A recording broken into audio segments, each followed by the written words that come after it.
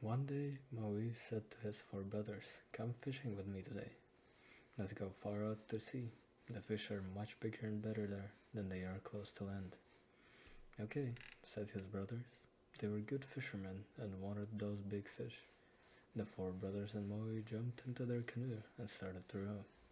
When they got far out to sea and could no longer see land, Maui jumped into the end of the canoe. He drew out his magical fishing hook.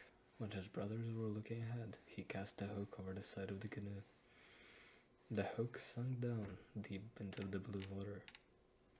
Soon, the magical hook stuck fast at the bottom of the sea.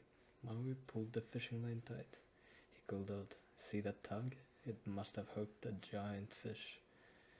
"Oh, I see that," said one brother. "That is some fish you caught," said another.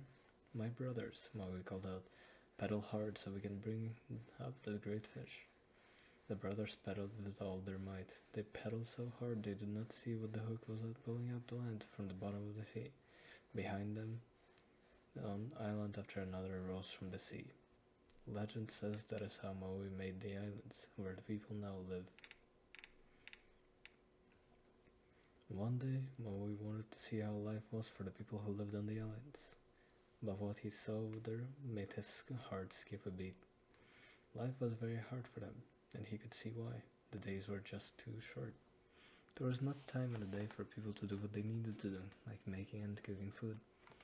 If they laid out a blanket on the sand, the blanket would still be wet the next day. There was not even time for the fruit and the trees to get ripe. "It is that sun," said Maui. "He is racing too fast across the sky. He is not thinking about the people who live down below on the islands."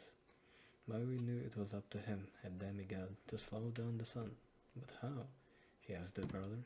He asked his sister Hina. He asked still others that he knew. "Who do you think you are, Maui?" said one. "No one can catch the sun." "Even if you are a demigod," said another, "you know very well the sun is too big and bright for anyone to stop." But Maui's sister Hina did not say these sorts of things. She cut off her long hair, she tied the hair into ropes, and gave the ropes to Maui. From those ropes, Maui made a giant lasso. That night, Maui took his lasso up to the very tallest mountain on the islands of Hawaii.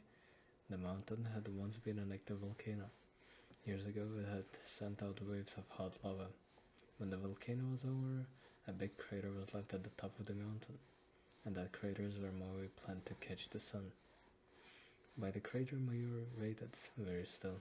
He hid the lasso behind him, out of view. When the sun rose at dawn, it started to race across the sky very fast. Soon that sun was flying over the mountain top.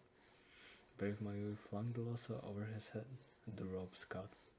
The sun tried to move, but was trapped. "Get me out of here," shouted the sun. "Not yet," said Maui. "You're moving too fast across the sky. Makes the days too short for the humans who live down below." "So I like to go fast," said the sun. "Who cares? Let me out of here." "No," said Maui in a big voice. "I care. You have to stay here, in this crater." He pulled the lasso tight, but in his heart, Maui did not feel brave. He did not know how much longer he could hold on. True, his lasso was stronger than any other rope in all the land, but he did not know how long even the lasso made from his sister's hair could last before the hot rays of the sun would burn it up. The sun tried to move again, but could not. "Oh, very well," the sun said at last. You can be sure Maui was very glad to hear that. "I suppose I could slow down a little," said the sun, "but only for part of the year." So Maui and the sun worked out a deal. For half the year, the sun would move at a slow pace. Those days would be long, and that would be the summer. For the other half of the year, the sun could run as fast as it wanted to.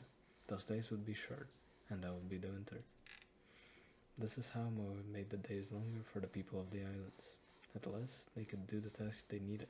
They could have a full dinner and rest after. And the fruits on the trees grew big and sweet.